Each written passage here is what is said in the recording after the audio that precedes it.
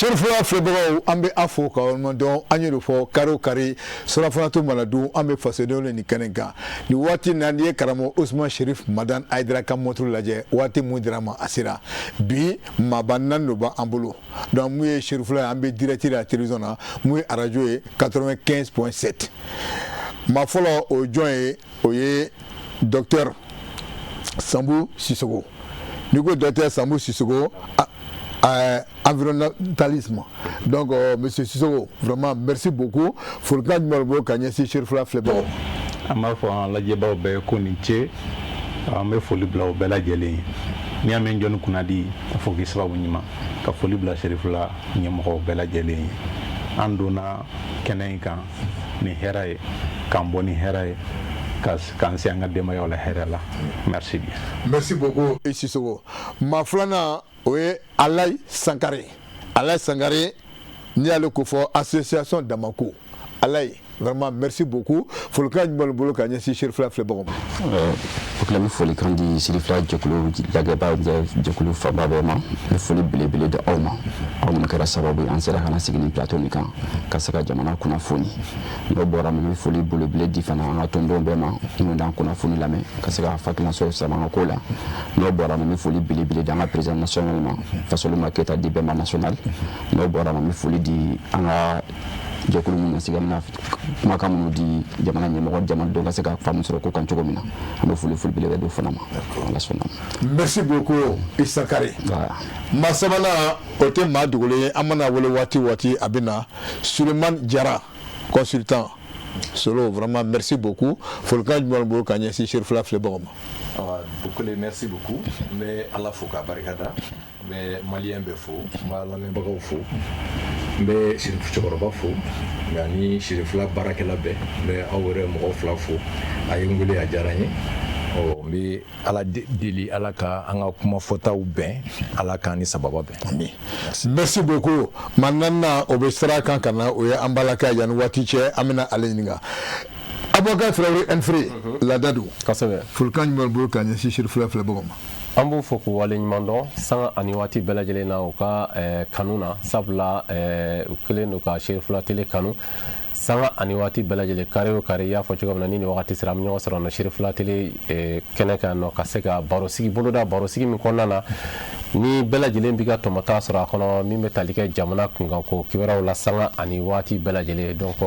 o la bi an kɛlen don ka wele bila i y'a fɔ cogo min na maa ba naani ma u ka se ka na ɲɛfɔli kɛ jama ɲɛna min bɛ tali kɛ damanko la parce que nin wagati laban in na min y'an ka jamana ɲɛmaaw ye u ye sɛbɛnfura bɔ sɛbɛnfura min b'a jira k'a fɔ k'u ka damanko baara jɔ ni samiya donda in kɔnɔna na fo ka taa se samiya banni ma ni damanko jɔra kɔlɔlɔ jumɛn b'a la ayiwa a jɔli fana nafa ye fɛn jumɛn ye an da bɛna don o de la su in na ka se k'a walawala min b'a to an filɛbagaw u bɛ se ka faamuyali sɔrɔ a cogoya min na Mali kɔnɔ ani Mali kɔ i y'a fɔ cogoya min na an bɛ direct la télé la cogoya min na ani radio la wa an bɛ direct fana la page Facebook ni wagati ni na donc Sherfla TV officiel donc ni o ta i b'an sɔrɔ YouTube fana ka direct la ka fara ni tɛ se o si la i da ye ka Sherfla télé application sigi i ka téléphone kan i b'an sɔrɔ walima i bɛ don Google kɔnɔ i b'an sɔrɔ direct la nin bɛɛ kɛkun ye pour que jamana kɔnɔdenw bɛ se ka kunnafoni sɔrɔ bonya ni karama kɔnɔna na k'u to sigiyɔrɔ la Mali kɔnɔ ani Mali kɔ. Bɔkari kɔrɔfɔ ɲɛna an b'a daminɛ ni docteur Sambou ye tiɲɛ k'i ka baara ko environnementaliste mun yɛrɛ don. Ko environnementaliste o ɲininkali o diyara n ye ne tɔgɔ Adama Sambou Sissoko n'i ko environnementaliste bamanankan na dɔw ko lamini an maninkaw ko bɔfɛ bɔ bɛ bɔ yɔrɔ min nɛɛma de bɛ yen k'o ladon an ka kalan bɛ tali kɛ o kan min ye ɲamanko ye min ye tasuma don kungo la ko ye jirituru ani o n'a ɲɔgɔnna baaraw ka jateminɛ k'u kan ka ɲɛfɔli kɛ yaasa jamanadenw ka se ka faamuyali sɔrɔ a la min n'a bɛ se ka mɔgɔ nafa bakuruba fɔ la an bɛ se ka fɔ o y'anw ka baara taabolo ye. Bon ɲininkali kelen bɛ yen n b'a fɛ k'i ɲininka impact jumɛn de bɛ komi an da bɛ OPS ko kan impact jumɛn bɛ environnement o kun a bɛ se k'o ɲɛfɔli kɛ. N'i ko dama baara n'i ko impact o ye tubabukanama ye a bamanankanma o ye nafa jumɛn b'a la ani kɔlɔlɔ n'an y'an da don nafa la n'i ye dama baara ta maa caman ka nasɔngɔ dama baaralaw de b'a bɔ caman bɛ yen n'i banana dama baaralaw olu de bɛ wele u bɛ fura bila ka na wari bila ka na fura bɛ san dɔw ka muso furu u tɛ se ka ɲɛnabɔ ni dama baaralaw ma wari bila ka na min bɛ se ka kɛ sababu ye i k'a dɔn muso furu n'a bɛ se ka ɲɛnabɔ o n'a ɲɔgɔnna baaraw so jɔli o y'o togoya ye moto kura sanni o y'o togoya ye fo ka taa se hadamadenya ɲɛli sira wɛrɛw ma o si tɛ se ka ɲɛnabɔ ni dama baaralaw ma sen don a la o ye o fanfɛla ye nka n'i taara kɔlɔlɔ fanfɛla dama baara n'i y'a ta a caman mɔgɔw bɛ taa dingɛw sen ka sɔrɔ a tɛ kɛ hukumu dɔw kɔnɔna na o bɛ dankari jiriw la ka dankari dugumakolo la ka dankari min ye ɲɛnamafɛnw ye Mali dun ye jamana ye jamana min n'a sinsinnen don sɛnɛ kan n'i ye dugukolo halaki ka jiri halaki ka binw halaki i nana ni kɔngɔ ye maa min bɛ na ni kɔngɔ ye sigida la o bɛ na ni bɛnbaliya ye ni bɛnbaliya nana i k'a dɔn furu sa bɛ na furugu bɛ na hali ni bana kɛra i b'a sɔrɔ wari sɔrɔli a ma nɔgɔn mɔgɔw bolo dɔw bɛ yen u ka kan ka denw don lakɔli la ni wari t'u bolo denw tɛna se ka taa don lakɔli la nin bɛɛ ye degun ye min n'a bɛ sɔrɔ i k'a dɔn environnement sira kan sabula n'i ko environnement mɔgɔw hakili la dɔw hakili la an bɛ janto yiriw dɔrɔn de la hadamadenya fɛnɛ de bɛ environnement kɔnɔna na n'i ye dama baara yɛrɛ ta sabula n'i ye mini baara ta mini ka hukumu kɔnɔ an bɛ taa sɛgɛsɛgɛli kɛ ka jateminɛ kɛ baara min bɛna k'a bɛ nafa ni kɔlɔlɔ min lase nka an ka dama baara ninnu kɔnɔna na o tɛ kɛ n'a bɛ fɔ o ma ko étude d'impact environnemental et social n'o ma kɛ e bɛ taa yɔrɔ dɔ si i b'a sɔrɔ dugu a damadenw de bɛ yen Mali dugu bɛɛ sigilen don fɛn dɔ de kan dugu bɛ sigi don min fɛn dɔ de donna dugumakolo jukɔrɔ e bɛ taa dama sin o yɔrɔ la ka a yɔrɔ lanɔgɔ dugu damadenw bɛ tiɲɛ ni o bɔra yen i b'a sɔrɔ dugu sigili min kɛra sigi nɔkɔrɔ bɛ yen i b'a sɔrɔ sigi nɔkɔrɔ wɛrɛ bɛ yen e bɛ taa o yɔrɔ si sanu ɲini kama a bɛ fɔ o ma ko recherche archéologique minnu bɛna kɛ o bɛ kɛ e bɛ ka dama bɛ kɛ sababu ye ɲɛ tɛ na sɔrɔ olu la donc on bɛ tila kana se i ma voilà Boubacar o tɛ vraiment ni nin tɛ an bɛ Ala tanu wɛrɛ de la donc an bɛna Ala ye tiɲɛ ko Damako association Damako pourquoi association Damako mun don. Ok, merci s'il vous plaît. Association Damako nana hakilina mun ye sisan parce que an ka secteur nin mɛnna baara la baara dama bɛ Mali kɔnɔ bi n bɛ se k'a fɔ depuis 1963 dama bɛ baara kɛ Mali kɔnɔ. Faut que le jour d'aujourd'hui mais dama baara a ma encadré a ma fara ɲɔgɔn kan kɛ an tɛ papier hukumu kɔnɔ an ko donnen tɛ parce que dama bɛɛ b'i yɛrɛ ma mɔgɔ min ka baara tiɲɛna i bɛ taa damada la mɔgɔ min ka furu sara i bɛ taa damada la mɔgɔ min ka fɛn bɛɛ tiɲɛ i bɛ taa damada la i bɛ taa dahirimɛ ɲini na parce que a kɛra fɛn dɔ de ye parce que bi ne y'a jateminɛ yɛrɛ kɛ jamana nin kɔnɔ bi n'a y'an bɛɛ ti ka taa tunga la bi dama daba kɛra sababu ye parce que gɛlɛya kɛ mɔgɔ caman kun taara tunga la mais sɔrɔ min bɛ dama nin kɔnɔ bi an y'a ka bɛɛ nana mɔgɔ ti ka taa tunga la tuguni ka taa sa kɔgɔji ni fɛnw kan a sɔrɔ damako hakilina nana mun de ye nin y'a san kelen ni dɔɔni an hakilina fara ɲɔgɔn kan ka jɛkulu fara ɲɔgɔn kan ka se ka association Damako hakilina ye mun de ye ka se ka damatigiw ka papier d'u la parce que papier t'an na ka na coopérative la ka na union na ka na fédération na ka se ka mɔgɔw kalan parce que baara a y'a fɔ kuma kɔnɔ sisan ko min mɔgɔ environnemental bɛ taa patigi ni fɛnw bɛɛ kɛ ka taa kalan mais dama baarakɛla ma kalan an si kalannen t'a kɔnɔ an bɛ kunfiye mɔgɔ kɛmɛ mun ka tɛmɛ mɔgɔ 5 mɔgɔ 10 kan mais n'i m'a tigi dilan a bɛ dilan cogo di fɛ a sɔnna Damako hakilina mun o de ye ɲɛmɔgɔba ye fasolen kɛta di bɛɛ ma national ye bi an ka association bɛ ka taa Kayi ka taa bila fɔ Kidali en bas on a organisé en coopératif, union, en fédération. Aujourd'hui, dans le cas il y a 7 mois, 8 mois de cela, on a 23 fédérations. Nous avons un coopératif coopératif Kacha. Nous sommes des du coopératif qu'on à Kenyaba, on a à peu près 87 coopératifs, 23 unions, 9 fédérations. Sadula, on a 22 coopératifs, 6 unions et 3 fédérations. Et Kangaba, on a à peu près 22 coopératifs, 6 unions et 3 fédérations. Et on fait la même chose que ça, 22 à peu près 6 unions et 3 fédérations. Kouloukoro, actuellement, on a à peu près 34 coopératifs, 9 unions et 4 fédérations. Et plus que dans la on a fait 4 parce que Tchétchène Bola, Belle Bola, Fon Fambika, Barake Doukolo, parce que l'association d'Amako Kenyere Doukolo, Barana Bola, Fon Fambika Doukolo, Nafasoro, Kasseka organisé. On a fait Falagnon Kanke, Kasseka Moro Kalan, parce que Falagnon Manake, Moro Seka environnemental protection, parce qu'il y avait Kalandi. Pour nous, Rotola et la Matima Kalambara Kono, la Bigela Barakono, l'association d'Amako, Hakina Falagnon, un an de cela. On a mobilisé, on a sensibilisé, depuis qu'on a sensibilisation femme. Parce qu'on a Menaka, actuellement Menaka Fanabala, parce qu'en Menaka, on a à peu près 6 coopératifs, 2 unions, une fédération, en son Gao aussi, c'était la même chose que ça. Donc, avec Baraka, Timbuktu aussi, Béa de Damene, Kaï, Ambaka encore, parce que Baramaban. On a 23 fédérations actuellement qui viennent de finir. Ok. D'accord, donc dans tout ça là, il y a une beffort. Mais vous avez, c'est-à-dire que papier à la pour le moment.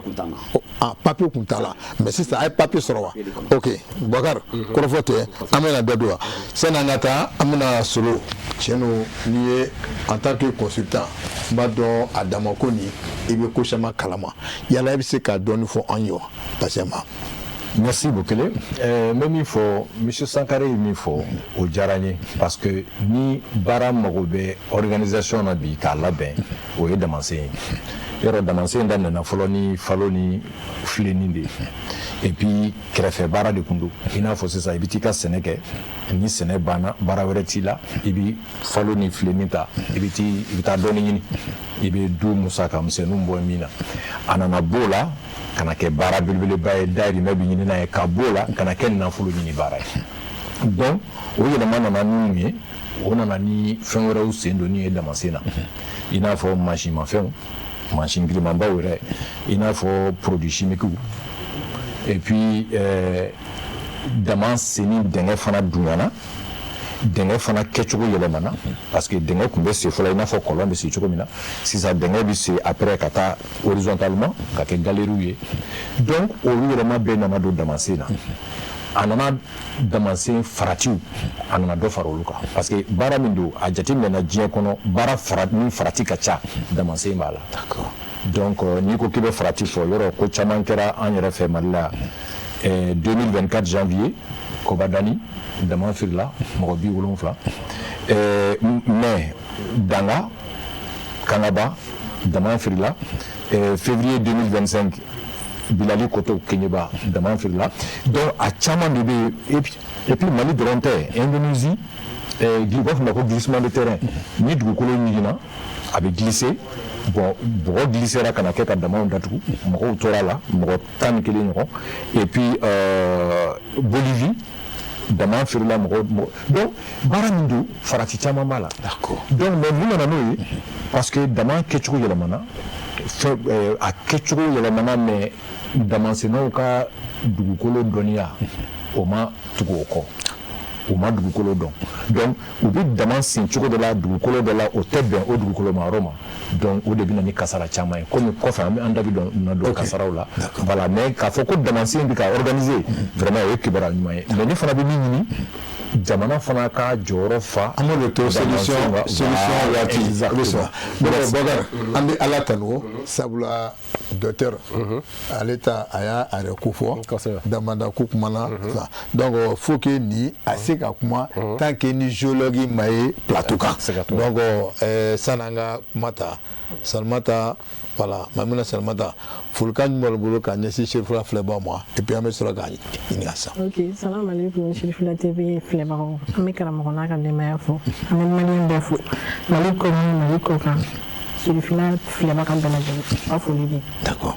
Maimouna i nana tiɲɛ don an bɛ kuma na min ye orpaillage ko ye donc en tant que géologue donc vraiment an bɛɛ don ɲɛ b'i la donc mais an b'a fɛ k'i ɲininka orpaillage yɛrɛ mun yɛrɛ don l'orpaillage c'est quoi?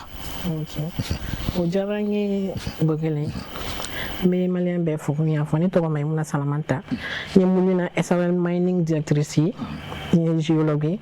minnu bɛ n bolo Mali kɔnɔ Sikaso mara la bɛ n bolo Kayi mara la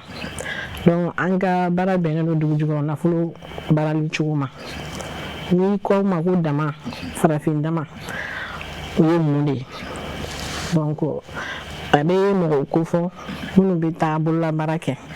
ka anw fɛ yan nɔ kɔni sanu de ɲininen don kosɛbɛ u b'a ɲini sanu kan u bɛ taa dingɛw sen u bɛ sanu ɲini a dingɛw i komi an fa y'a fɔ cogo min na a dingɛ dɔw a man jan quoi mais yɛlɛma donna baara cogoyaw la sisan nɔ a y'a fɔ cogo min na galeries b'a la u b'a sen ka daga ka a tugu-tugu ɲɔgɔn na quoi d'une manière k'a kɛ i n'a fɔ solama k'a kɛ i n'a fɔ damabaw yɛrɛ bɛ baara kɛ cogo min na à peu près u yɛrɛ ka dɔnniya la u b'a lataa o cogoya la mais fɛn min don a organiseren tɛ bon a tɛ dugukolo baara cogo bɛɛ lasabati quoi parce que n'i ko ko dama ou bien dama a kɛra bolola baara ye dama ye a kɛra min belebeleba ye a kɛra masina dama ye dama belebelebaw ye fo dugukolo ka labato a ka labonya bon an ka dama baarakɛlaw olu to o hukumu kɔnɔna na parce que dɔnbaliya b'a la parce que n nana sɔrɔ n balimakɛ bɛ ka min fɔ parce que formation t'u bolo c'est-à-dire u tɛ lasigi ka u ladɔnniya a kan ka taa nin fɛ aw bɛ don nin de fɛ pour que aw ka nafa sɔrɔ a kan parce que olu fana ka nafa sɔrɔ sira o de n'i y'a jateminɛ baarakɛyɔrɔw man ca an ka togoda ninnu na bon gɛlɛya yɛrɛ bɛ Mali kan bi bi in na bon sanu bɛ bɔ yɔrɔ minnu na u jigi bɛ o dama de ye bon il faut que an ka hakili jagabɔ ɲɔgɔn fɛ o dama ninnu kan ka baara cogo jumɛn na bon n'u sera u ma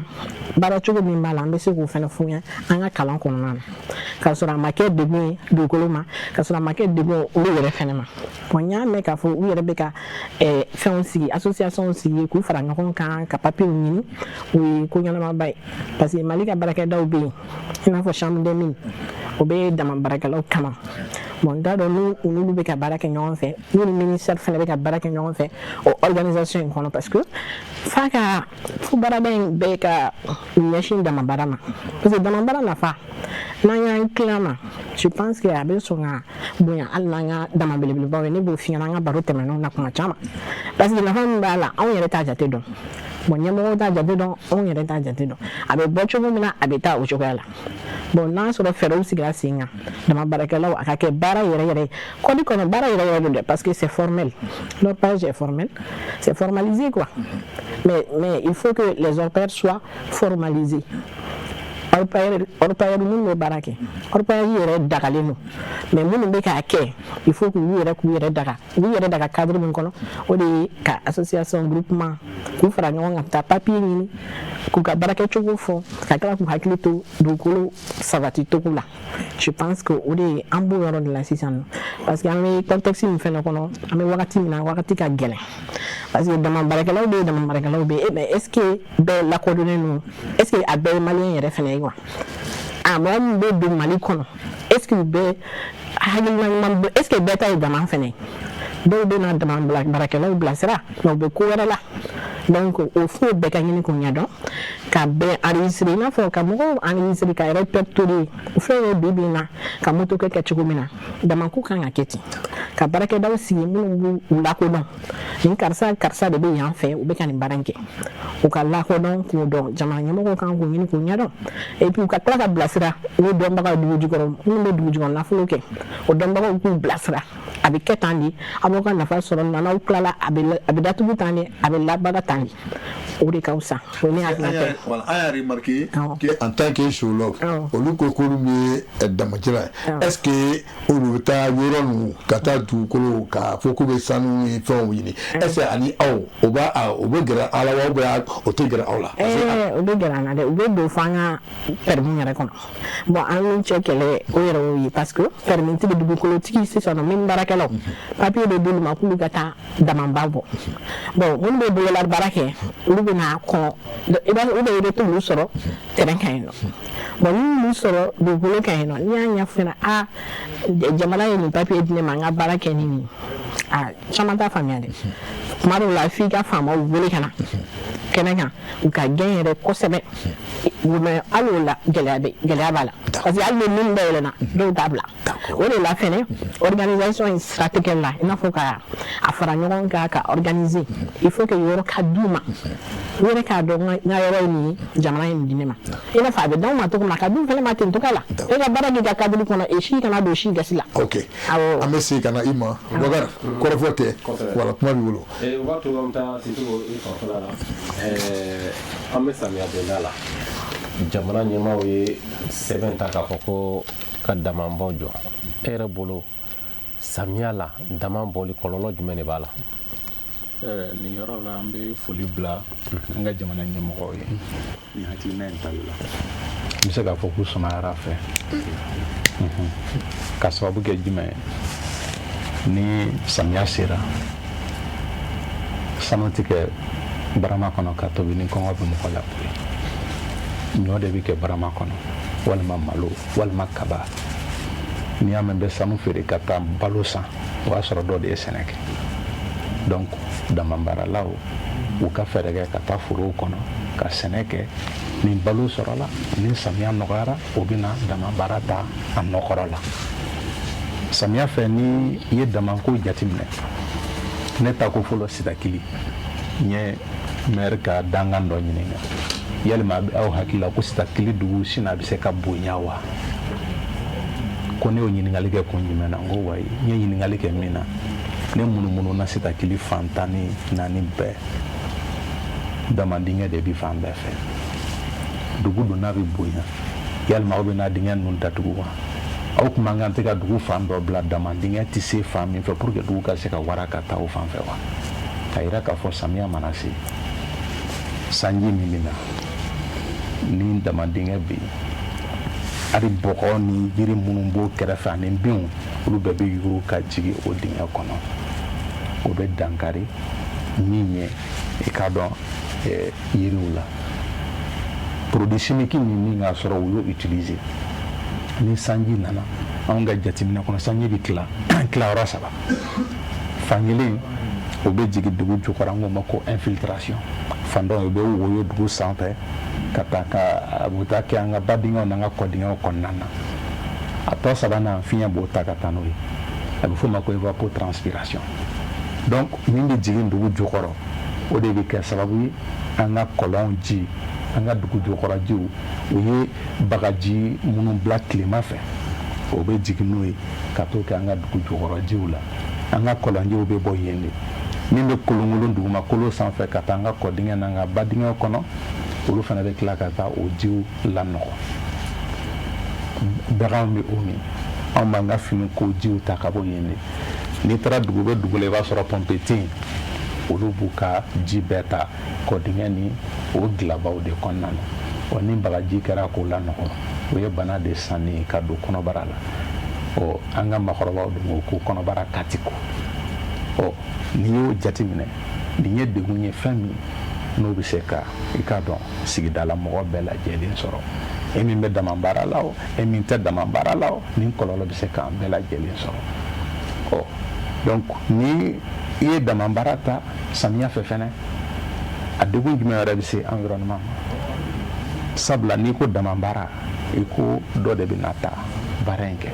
min bɛ na ta kɛ jɔyɔrɔ min b'o la du kɔnɔ o b'o bila ka taa dama baara la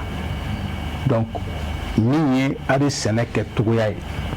sabula ni cikɛla bɛ du kɔnɔ sɛnɛkɛminɛn dɔ bɛ yen o bɛ labaara ka ɲɛ n'o tɛ yen an bɛ taa bin fagalan de san ka n'o funfun an ka forow la o bin fagalan fɛnɛ o fɛnɛ n'a kɔlɔlɔ bi ɲɔgɔn na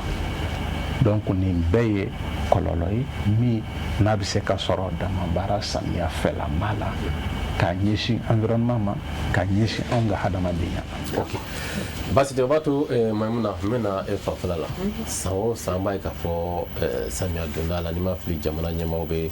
nin hakilina sugu ta e yɛrɛ ka yeta la mun de b'u bila nin na de ka se ka dama baara jɔ samiya donda fɛ. I komi an balimakɛ y'a fɔ cogo min na degun de b'a to a bɛ fɔ ko k'a jɔ samiya kɔnɔ parce que degun ka bon et puis comment on appelle danger yɛrɛ a danger ka bon kosɛbɛ parce que n'i ka dama firila i b'a sɔrɔ dugukolo magayara de bon dugukolo mana magaya de firi bɛ jagoya o ye bon wagati tɔw la a bɛ se ka kɛ n'u sera yɔrɔ dugukolo magama yɔrɔ ma o la dugukolo bɛ firi mais samiya la yɔrɔ bɛ ka ɲigin yɔrɔ bɛ ɲiginnen don donc i b'a dɔn n'i donna dama dingɛ kɔnɔ o la a ka firi da la o kɛlen komi i yɛrɛ y'a ɲini ka se yɛrɛ ma mais kodɔnbaliya ye debi ye quoi donc jamana ɲɛmɔgɔ b'a dɔn k'a fɔ minnu bɛ ka baara kɛ u t'a kɔlɔlɔ bɛɛ dɔn o de la u bɛ nin décision in ta k'a fɔ samiya kɔnɔna na u k'u dama baara jɔ fɔlɔ i n'a fɔ a ɲɛfɔra cogo min na kɔlɔlɔw de b'a to a bɛ fɔ k'a jɔ et puis samiya kɔnɔna fɛnɛ na dama baara wagati tɛ samiya kɔnɔna ye parce que sɛnɛkɛ wagati de don cikɛ wagati de don dama baara wagati tɛ dama in filɛ nin ye wagati la kow de don dama baara in an bɛ se k'a kɛ nafasɔrɔ sira ye mais anw bɛ k'a kɛ cogo min na o de t'a nafasɔrɔ siralama ye parce que tiɲɛni barika ka bon ni sɔrɔ ye quoi i bɛ sɔrɔ min sɔrɔ o tɛ mais a bɛ kɔlɔlɔ min se dugukolo ma ani dugu ma o de ka jugu n'a bɛɛ ye donc f'an ka miiri o cogoya de la o de la u bɛ ka samiya kɔnɔna na u b'a fɔ ko k'a jɔ u bɛ t'u ka sɛnɛ kɛ et puis a b'a to mɔgɔ caman tɛna to dama na dama mana firi o bɛɛ b'a la donc an b'an hakili t'o la je pense que dama baarakɛlaw k'u hakili t'o la sanu ye fɛn min ye c'est limité c'est une ressource limitée c'est pas illimité c'est-à-dire dan b'a la quoi dan b'a la n'a bɔra ka ban o y'a bannen de a tɛ segin ka na tuguni donc an ka kɛ ni hakili ye ani fɛɛrɛ ye quoi i n'a fɔ alakɛ y'a fɔ cogo min na i mana dingɛ tigɛ fan bɛɛ fɛ hali sira tɛ sɔrɔ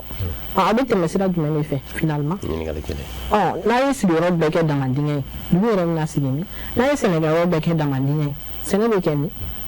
donc o bɛɛ y'a kɔlɔlɔ dɔ ye an ka hakili jagabɔ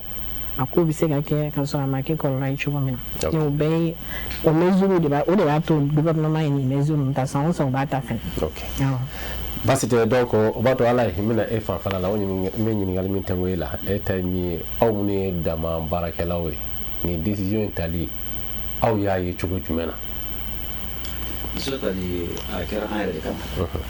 ni kuma fɔ kuma fɔ yɛrɛ de kama parce que fɔlɔ dama depuis 2012 parce que moi je suis rentré au Mali en 2010 n donna baara nin kɔnɔ waati de kɔnɔ parce que a bɛ yen depuis 2010 yɛrɛ ma se 2012 ma se mais n donna kɔnɔ waati min na n y'a ɲini kɛ depuis 1963 a kɔni bɛ sen kan samiya mana se dama bi jɔ bɛɛ bɛ taa tilema baara de don ni tilema banna bɛɛ bɛ t'i ka dahirimɛ ɲini i ka sɛnɛ kɛ n'i ka fɛnw na parce que wari de bɛ sɔrɔ ka sɔrɔ ka t'i ka comme engrais ni fɛnw fana san pour ka se ka sɛnɛ kɛ mais bibi na baara bɛ yɔrɔ min na a ma faamu n y'a ko chaque fois k'a bɛ fɔ samiya fɛ le 15 a bɛ jɔ jusqu'à le 30 a bɛ dɔ bɔ an yɛrɛ de kama an minnu bɛ ka baara kɛ parce que adamaden fɛn ɲini na cogo n'i sara i ka fɛn ɲini banna dɛ parce que i bɛ dugukolo jukɔrɔ de sanji bɛ se ka nege sɔrɔ dugukolo jukɔrɔ dama bɛ fili kan dugukolo ye magaya dama bɛ fili kan a dabɔra jɔn kama anw mais mun de y'a kɛ bi a bɛ ka fɔ cogo di parce que gɛlɛya yɛrɛ ye mun de ye parce que an ka fɛn caman bɛ an tɛ communiquer bamanankan na damasɛnɛw de tɛ tubabukan mɛn n'i ye mɔgɔ 100 ko mɔgɔ 100 jɔ mɔgɔ min tubabukan mɛn a tɛ tɛmɛ mɔgɔ 5 mɔgɔ 10 kan o degun belebele bɛ damasɛnɛw kan bi parce que minnu kan ka organiser k'an fara ɲɔgɔn kan ni yira an na k'an kalan nin na o mɔgɔ ma sɔrɔ an fɛ raison pour association dama ko hakilina na mun de ye sisan an ka se ka wuli k'an ka statut minnu bɛ baara kɛ dama kɔnɔ an ka se k'u kalan formation ni fɛn ka se ka don kɔnɔ an bɛ protéger cogo di comme il a dit comme monsieur le fondateur l'a dit sɔrɔ bɛ se ka kɛ cogo di jamanadenw fana fɛ an bɛ se ka jamana protéger cogo di sɔrɔ kɔfɛ an bɛ se ka dugukolo bila cogo di o ye association dama ko hakilina ye o de ka sɔrɔ ka coopérative ye ka kɛ jɛkulu ye quoi une fédération ka se ka mɔgɔw fana kalan ka se ka hakilina di mɔgɔw ma dama baara nin yɔrɔ nin na waati ko de don i y'a faamu samiya mana jɔ a y'a jɔ a yɛrɛ de kama parce que fɛn ɲini cogo bɛ n'i sara fɛn ɲini banna dɛ donc a bɛ dabɔ aw yɛrɛ de kama jamana ɲɛmɔgɔ est ce que aw tɔɲɔgɔn baarakɛlaw est ce que conscience dɔ b'a dɔn k'a fɔ ko kɔlɔlɔba b'a la bon n'i y'a ɲininka de b'a la samiya i y'o de fɔ n ɲɛna parce que u tɛ tubabukan mɛn ni suspension mais suspension lu suspension ko jora ka ba ni ko tuba ko meni am wake mo sensibilisation ma ke mo ko be ba relati parce que ni agi dama yɛrɛ mɔgɔ bɛ ka baara kɛ san dama baara sama yɛlɛma bɛɛ b'a dɔn sɛgɛn de b'a la hali min bɛ kɛ o b'a tɔɔrɔ b'a la parce que ni degun min sɔrɔ o t'a sɔrɔ waati yɛrɛ kɔnɔ mais mun de y'a kɛ o b'a kɛ parce que degun y'a kɛ mɔgɔ caman bi déplacé ka bɔ yɔrɔw la ka na o sɔrɔ yɔrɔ ye dama sɔrɔ yɔrɔ de ye dɔw commerçant m'u sigi fɛn bɔn a n'a sɛgɛn dɔrɔn u b'a fɔ k'i bɛ dahirimɛ ɲini mais dans ce jamana y'a dabɔ an de kama donc bien a y'a dabɔ an de fana ka protéger kama mais mɔgɔ kɛmɛ ni mɔgɔ min jate mɔgɔ 10 kan min bɛ se k'a ɲɛdɔn mais mun de bɛ n'o degun ye fo mɔgɔ ka sensibiliser mɔgɔ ka se ka kalan o de ka association dama ko hakilina wulila sisan ka fara ɲɔgɔn kan kɛ an ka se ka fara ɲɔgɔn kan mɔgɔ sensibiliser ka mɔgɔ sensibiliser mais baara dɔ nin y'a san kelen dɔɔni mɔgɔ caman y'a faamu mɔgɔ caman ka don papier hukumu kɔnɔ bi parce que bana papier t'an na de pendant tout ce temps on n'a pas de papier t'an na parce que papier t'an na cogo la ma ko dɔn an ka ɲɛmɔgɔ b'an sanfɛ ko an ɲɛmɔgɔ ye min o man kalan foyi la ma foyi yira an na bon ni mɔgɔ kalan fɛn o fɛn na ni fɛn o fɛn hali n'o bɛ da école la pour que se ka kalan di an fana tɛ dugukolo kalan mun na pour que se ka nafa ni tiɲɛni bila kɔnɔ bon an ka kalan bɛ an mago bɛ ninnu bɛɛ la pour que se k'an dɛmɛ ka kalan kɛ o kan ka regroupement kɛ sisan an bɛ baara la fan bɛɛ fɛ wulikajɔ la fan bɛɛ fɛ aujourd'hui on a 23 fédérations ça veut dire qu'an bɛ baara la wulikajɔ la on est de 7 mois 8 mois ni wulikajɔ la mais o banna kan an bɛ se ka mɔgɔ fana sensibiliser an bɛ baara min na jamana bɛ ka mun kɛ jamana tɛ fɛ jamanaden se ka degun jamana ɲɛmɔgɔ si t'o fɛ ala fɛ a bɛ fɛ an ka jamanadenw hɛrɛ de sɔrɔ jamana bɛ gɛlɛya mun kan an bɛɛ b'a dɔn an bɛ crise kɔnɔ crise gɛlɛya belebeleba de kɔnɔ mais sensibilisation bɛ mɔgɔ dɛmɛ ko caman kɔnɔ a n'an bɛ kuma fana an ka kuma an ka fa kan kan o tudun kan o bamanankan ye parce que an damada baara kɛ ni mɔgɔ kɛmɛ jɔ mun ma tɔgɔ sɛbɛn yɛrɛ dɔn a bɛ tɛmɛ mɔgɔ 5 mɔgɔ 10 kan donc gɛlɛya bɛ yen nɔ parce que il faut sensibiliser les gens ka se ka mɔgɔ de coopérative ɲini ni fédération kɔnɔ an bɛ wuli ka jɔ la bi pour ka se ka mɔgɔ sensibiliser donc o bɛ kuma dan ye fɔlɔ voilà parce que an bɛ tila segin ma monsieur Jara n ye ɲininkali min tɛnku Maimuna la n bɛ segin o ma e fanfɛla la e yɛrɛ bolo mun de la chaque fois samiya donna la État bɛ nin décision nasɔrɔ ta ka ɲɛsin dama baarakɛlaw ma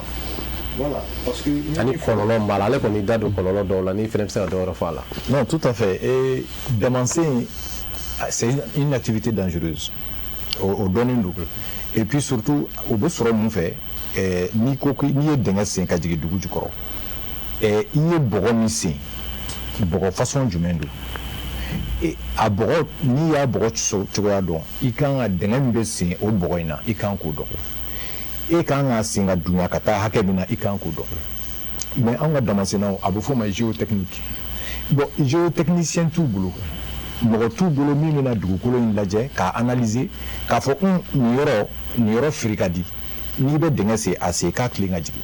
ou bien n'i ma ɲɛ k'i y'a sen ka taa horizontalement i k'a dan yɔrɔ dɔ la n'o tɛ a bɛ firi bon et puis fana n y'a jateminɛ damasennaw la n'u ye dingɛ sen n'u bɛ taa ɲɛ ni dingɛ bɛ ɲini ka fɛgɛya u bɛ yiri de don a kɔrɔ bon yiri min bɛ don a kɔrɔ généralement nafaba t'a la ne y'a ye mini belebelebaw la u b'a fɔ min ma ko mini souterraine olu mana yɔrɔ dɔ sen ka taa yɔrɔ dɔ la n'u b'a fɛ ka bɔ yen ka taa yɔrɔ wɛrɛ olu bɛ béton de fiyɛ a kɔnɔ donc béton de bɛ dingɛ minɛ k'a jɔ a tɛ firi donc olu bɛ taa yɔrɔ wɛrɛ mais o fɛɛrɛ tɛ anw ka damasennaw kɔnɔ hali n'a b'u kɔnɔ bon a se t'u ye donc u bɛ yiri jɔ a kɔrɔ u bɛ tila ka don o jukɔrɔ u bɛ tila ka don a jukɔrɔ donc a ka ca la ni bɔgɔ ɲiginna dɔrɔn yiri tɛ bɔgɔ kunbɛn donc o yɔrɔ dɔ ye madame ye yɔrɔ dɔ fana fɔ ne ye wagati kɛ o ko ɲɛnabɔli la société dɔ ye société ba ninnu i b'a sɔrɔ sisan u ka permis bɛ se ka kilomètre carré caman bɔ mais yɔrɔ dɔw bɛ yen o y'u ka yɔrɔ sugandilenw ye u b'a fɔ ko sanu ka ca o yɔrɔ la u b'a fɔ o ma ko cible o cible ninnu sisan damasennaw donnen bɛ sisan u b'o de ɲini n'u y'o sɔrɔ u bɛ taa dama sen mais o b'o dɔn cogo jumɛn na a dɔw la u duguden ɲɔgɔnw de bɛ min kɔnɔ o de b'a f'u ɲɛna a dɔw la yɛrɛ minnu yɛrɛ dɔw géologue yɛrɛ dɔw bɛ se k'a f'u ɲɛna teriya ni fɛnw senfɛ donc n'u taara firi yen nka u b'a senni daminɛ bon i b'a sɔrɔ minnu y'a to yen ko dɔ kama d'abord i b'a sɔrɔ minnu y'a to yen parce que a y'a da dɔn sisan a b'o bila yen fɔlɔ a bɛ taa yɔrɔ wɛrɛ bɔ n'a tilala a bɛ na ye ou bien a dɔw ye par exemple cas dɔ kɛra ne ɲɛna minnu y'a yɔrɔ to yen ko a dugukolo ma sinsin kosɛbɛ a firi ka di u y'a to yen damasennaw taara yen effectivement a firi la wa damasenna dɔ tora la donc sisan le fait que damasen bɛ kɛ mana yɔrɔ min sɔrɔ n bɛ taa yen o ye kɔlɔlɔba ye bi dɛ d'abord u ni minibaw cɛ ka gɛlɛn o sababu la mais u bɛ yɔrɔ bɛ sen k'a sɔrɔ hali u ma dugukolo cogoya dɔn donc o de kama ne fɛ État kan ka sen don vraiment damasen organisation na n'a ma kɛ ni damasen tora ten a yɛrɛ ma yɔrɔ u ma lakodɔn o fɔra mais dama bɛ se yɔrɔ min fana u ma woloma bilen donc ali an bɛ min fɔ nin an b'a fɔ ko dama bɛ firi damasɛnɛw kan mais an bɛ damasɛnɛw dɔrɔn de ta dɔn n'o tɛ dugumɔgɔ minnu hali i tagatɔ dugu la i tamatɔ dama sanfɛ a bɛ firi ni ye bon bagan marako kuma t'a la parce que bagan mana bin dama kɔnɔ c'est fini balo cogo t'a la voilà bon o sen tɛ fana a ka kɔlɔnji minnu bɛ se ka tiɲɛ ala ni produits chimiques minnu bɛ utiliser ou bien n'o bɛ taa kɔji la a ka kɔji minnu bɛ comment on appelle n'a bɛ tiɲɛ donc o fɛn ninnu kɔlɔlɔ ninnu bɛɛ bɛ yen je crois que nin bɛɛ de kama jamana y'a essayer ka nin wagati k'a kɛrɛnkɛrɛn dama kana se a wagati mais damasɛnɛ de ko ne ma ko ko État k'a lajɛ ko est ce que délai ma surun ko parce que foro bɛ labɛn de bon ko foro labɛn taama t'olu bolo o ye kelen ye filanan olu mana tile bɛɛ kɛ damasen na tilema bɛɛ kɛ damasen na san bɛɛ kɛ damasen na o sɛnɛ b'olu kan n'a fɔra k'olu ka taa sɛnɛ kɛ tuguni ko ka gɛlɛn dɛ. mais olu t'a dɔn k'a fɔ ko État bɛna décision ta parce que chaque année u bɛ k'a ta. voilà bon o de yɔrɔ la sa peut-être olu de kan k'a jateminɛ u yɛrɛ fɛ peut-être ka ko in kɛ u ka ko ye parce que ni mɔgɔ min bɛ a bɛ ka ko k'i ye jamana bɛ k'a kɛ olu de ye nin ko in b'olu yɛrɛ de ye donc u yɛrɛ k'a lajɛ u yɛrɛ fɛ n'u organisera k'a fɔ bon État y'a décider an ka damasen jɔ samiya fɛ mais an yɛrɛ ka nin ko in ta ba la sa an k'a lajɛ a bɛ se ka kɛ ka ɲɛ cogo min na ka État dɛmɛ an k'a kɛ ten. a bɛ kɛ congé mankanni y'u bolo quoi. exactement i n'a fɔ école karamɔgɔw ka congé bɛ cogo min na ni école bila la voilà u yɛrɛ de bɛ se k'u hakili jagabɔ o bɛ se ka bɛn cogo min na parce que jama organiselen kɔni o de bɛ se ka baara ɲuman kɛ quoi ne yɛrɛ hakili la. d'accord docteur ne bɛna e fan fɛ tiɲɛ État ye suspension ni fɛn ninnu bɛɛ kɛ mais est ce que bi an bɛ waati min na est ce que a respecté len wa. bon État ka suspension ka ba respecté len don jateminɛ de bɛ se ka o yira. bon n b'a fɛ su na an ye nin walawala an ye parce que caman bɛ yɛrɛ plein la o y'a ta mais hali bi dɔw bɛ baara la voilà mais est ce que décision min taara est ce que c'est a appliquera ou bien a ma appliqué. État ka niveau la appliqué len don parce que ni État ye décision ta o kɔrɔ k'a appliquera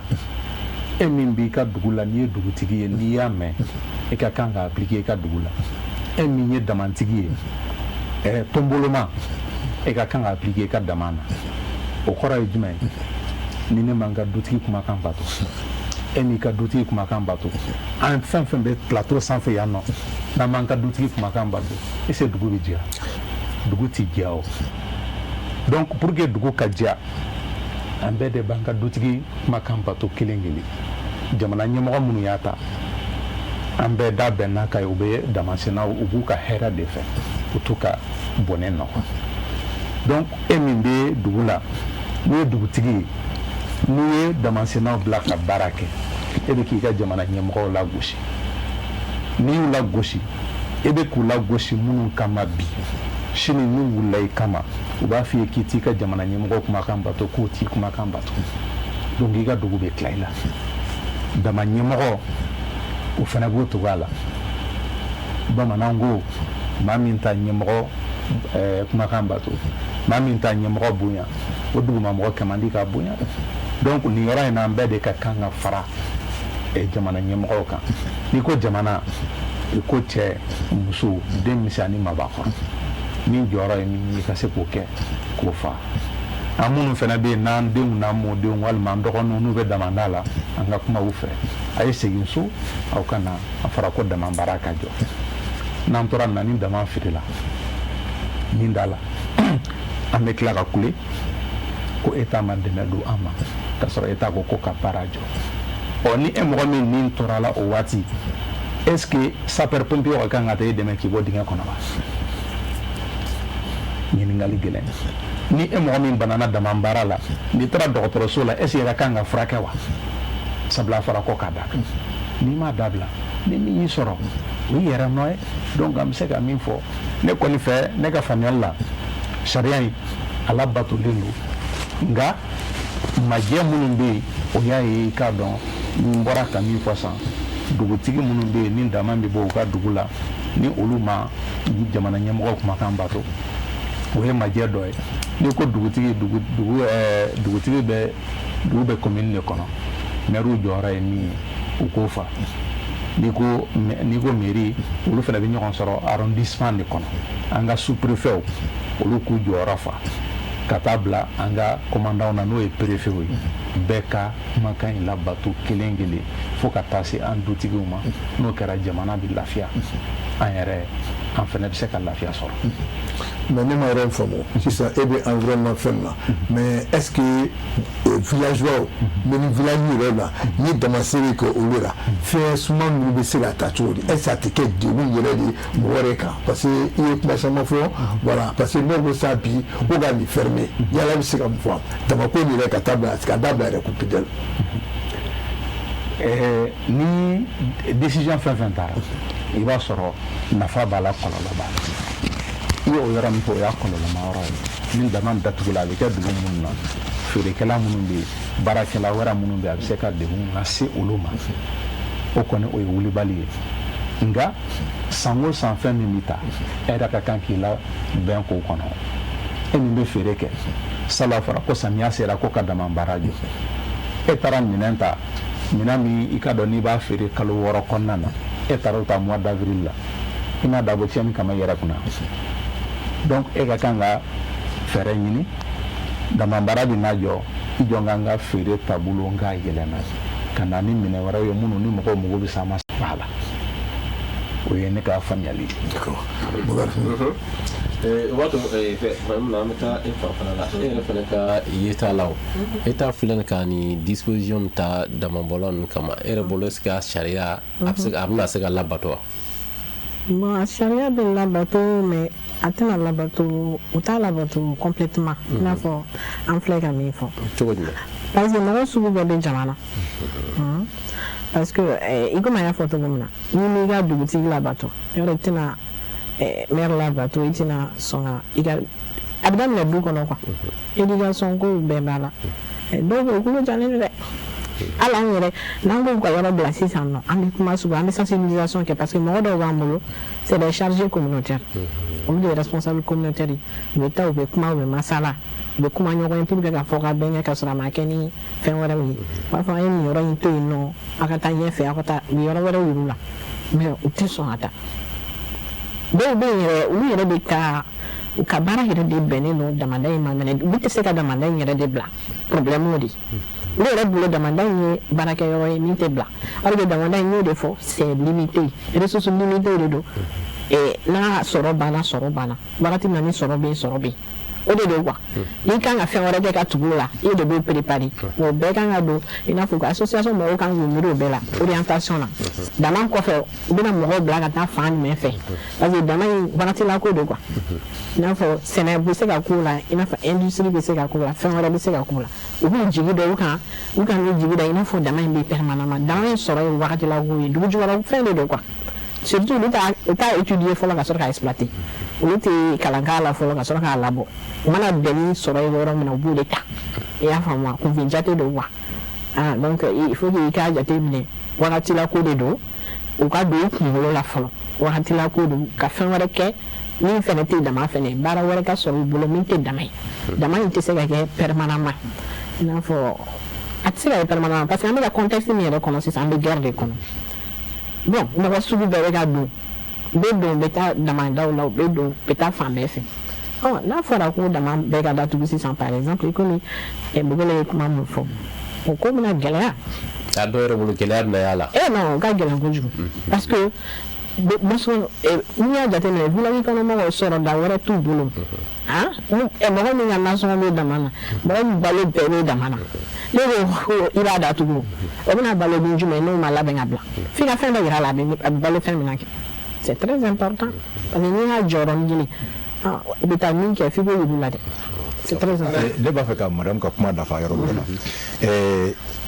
ne y'a jateminɛ damasennaw ni société minière baw nin ko ka gɛlɛn dɛ ne yɛrɛ bi bɔ yen tuma min na n'i y'a bila ni ye ne ɲininka ne b'a fɔ n ko kɛlɛ bɛna wuli société baw ni damasennaw cɛ cogo jumɛn parce que ni société baw ye yɔrɔ o yɔrɔ bila fɔlɔ k'a fɔ ko sanu bɛ nin yɔrɔ in na parce que société baw olu ka baara tɛ kunfɛ baara ye o tɛna ten dɔrɔn k'u kɛ yɔrɔ dɔ ka k'a se non olu bɛna fɔlɔ k'a ɲini sanu bɛ yɔrɔ jumɛn ni yɔrɔ jumɛn ni yɔrɔ jumɛn u bɛ carte de dilan dɔ bɛ nin yɔrɔ la nin ka ca nin ka ca nin ka ca n'olu y'o identifier olu b'a bila fɔlɔ k'a ko ɲɛɲini n'an ye ko an bɛ nin bɔ an bɛ wari hakɛ joli sɔrɔ a la o temps kɔnɔ damasennaw bɛna feere yɔrɔ kan bon ni an y'a mɛn ko brigade spéciale des mines k'o créera vraiment ni nin baara in t'u ka baara ye a ka fara u ka baara kan tuma dɔw la anw ye finitigilakaw wele u kana a damasɛnɛw firila an ka nin yɔrɔ kan an b'a fɛ u k'a yɔrɔ bila damasɛnɛw bɛ gɛrɛ finitigila k'a fɔ an ɲɛ b'a la anw de ye yan jamanadenw ye anw ye dugulenw ye yan ninnu ye dunanw ka mɔgɔw de u bɛ dunanw de dɛmɛ anw malidenw kan u b'an gɛn ka bɔ an kan k'an dahirimɛ ɲini an ka dugukolo de la mais u b'an kumaniya o ma parce que u bɛ tubabuw de ka baara la donc n'o kɛra an y'a ye finitigilaka dɔw deviennent sensibles à ça parce que maliyɛnw de don bon ni maliyɛn nana f'i ɲɛna ko nin b'a fɛ ka ne gɛn ka bɔ nin yɔrɔ in na k'a di dunanw ma i y'a dɔn kɔni finitigilaka o de kama ni brigade spéciale min bɛ dilan vraiment u ka wele k'u former u ka min sariyaw faamu société étrangère minnu bɛna k'u bɛna sanu bɔ bingannikɛlaw tɛ u tɛna u yɛrɛ ma appel d'offre de bɛ kɛ u bɛ postuler u b'a sɔrɔ état bɛ permis d'u ma donc la yɛrɛ dimine ne y'a fɔ damasɛnɛ dɔ ko mais ninnu y'u ka permis ɲini i fana tɛ taa couloir ɲini i k'i ka baara kɛ bon donc a bɛ k'a ju quoi u mana kɛ cogo cogo dunanw don tiɲɛ don mais a bɛ k'a ju kan dɛ u ka sanu de ye nin ye ayi u ka sanu tɛ mali sanu de don donc fɛn min comment on appelle voilà ɲɔgɔn faamuyabaliya in il faut que brigade spéciale nin vraiment u ka former o la comme ça parce que i mana sariya ta cogo cogo n'i m'a contrôler ni mɔgɔ t'i bolo k'a contrôler a bɛ gɛlɛya awɔ ne fɛ ka min fɔ a ye brigade min fɔ brigade ka baara a sigi kunba ye o ye pour que ka minnu bɛ baara la u ka baara organiser dama baara oui u ka baara ka sécuriser investissement ka sécuriser état ka sɔrɔ ka yiriwa u ka baara a b'a bɛɛ fɛn bɛ min ka bolo kan a bɛɛ dabɔlen n'o kama mais n bɛ fɛ ka min fɛnɛ f'a ye hali min belebelebaw ne kɛrɛfɛ min belebeleba dɔ bɛ yen u y'u ka yɔrɔ min kalan yɛrɛ kɛ u bɛ k'a labɔ a sanu labɔ u y'a kori quoi parce que n'i y'o yɔrɔ ninnu sɔrɔ i b'o kori i b'a datugu mais u bɛ girage tigɛ dugudenw bɛ girage tigɛ sécurité min bɛ yen n'u bɛ bɛn a la i b'a dɔn tellement que u ye girage tigɛ ka taa bɔgɔ ta ka bɔgɔ ta donc la sécurité ni orpailleurs u tiɲɛna ɲɔgɔn ye sɔrɔ la quoi parce que u bɛ dɔ d'olu ma quoi donc u fɔra ɲɔgɔn kɔ min kɛ abarama cɛ ye kisɛ kɛ cɛ la quoi a ye kisɛ k'a la dɔrɔn hali o kun kana kɛ dugu bɛɛ firila min kan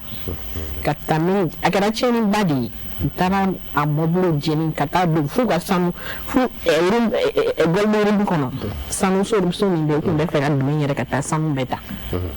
o bɛ kɛ cogo jumɛn na il faut que a ye min fɔ fo état ka minba ninnu ka sɔrɔ ka sécuriser bon a tɛ se ka kɛ étranger yɛrɛ bɛ ka dɔgɔya na sisan an maliyɛn damaw de bɛ yan sisan bon an yɛrɛ bɛ ka investi an ka yɔrɔ la bon n'a fɔra ko i y'i ka wari bila o yɔrɔ la mɔgɔ dɔ ka taa tilegan kelen de fɛ ou bien su fɛ ka to ka t'o cɛ dɔrɔn ka taa est ce que a bɛ ɲa a bɛ gɛlɛya voilà donc fo yɔrɔ ninnu an k'a jate ne y'a bɛ k'i ɲininka yɔrɔ la i ko i y'a fɔ yan 22 fédération association tant bi a dabɛn mɔgɔ fɛ la c'est que a ka baara ni wari b'a la de wa. Merci beaucoup parce qu'aujourd'hui, il y a une crise malienne depuis 2012 jusqu'à aujourd'hui, il y a un senti kosɛbɛ dans la barre à sababu. A bɛ fɔ an ɲɛna su na u n'u sɔrɔ bala en vas-y. Ne y'a ye k'a fɔ an tɛ ka taa aventure la, an tɛ ka taa kɔgɔji kan ka sa. Sanu baara dɔ dɛ,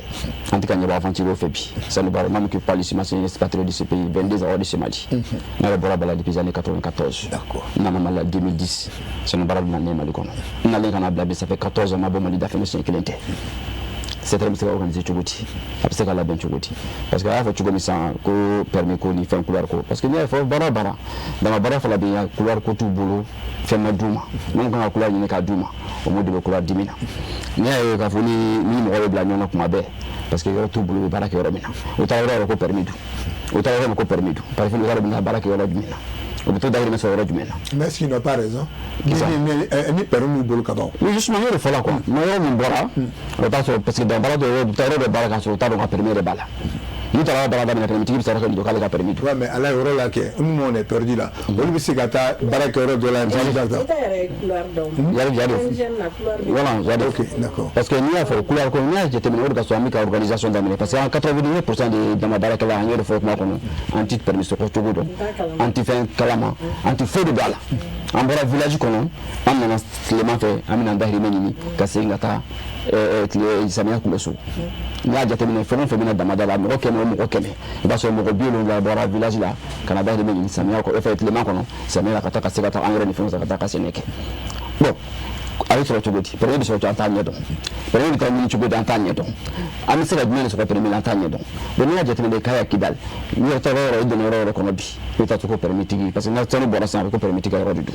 permis tigi fana b'a minɛ sisan permis tigi fana permis de ta k'a feere mɔgɔ wɛrɛw ma sous-traité ni mɔgɔ wɛrɛ fɛ bon baara nin gɛlɛyalen bɛ an yɛrɛ ma parce que n'u yɛrɛ k'a fɔ cogo di an ye jamana ta yɛrɛ t'an na an nana baara de kɔnɔ mais n'i yɛrɛ ka association wulila sisan Damako wulila ka fara lakina fara ɲɔgɔn kan hakili ye jumɛn de sisan an bɛ se k'an ka mɔgɔw dɛmɛ cogo di ka se ka formation cogo di comme an fɛ informateur bɛ se ka porter cogo di permis couleur ko bɛ se ka sɔrɔ cogo di o de y'an bɛ hakilina ye wuli kɔnɔ wuli ka jɔ fara ɲɔgɔn kan yɛrɛ belebele association Damako wuli ka jɔ o de ça fait 1 an maintenant an bɛ baara la mais sɔrɔ wala yɔrɔ dɔ bɛ yen i ma min faamu a fɔra ko ka Damako jɔ sisan e yɛrɛ bɔra k'a fɔ sisan samiya in na maintenant mɔgɔw bɛ taa sɛnɛ la minnu ma sɔn sɛnɛ ma dun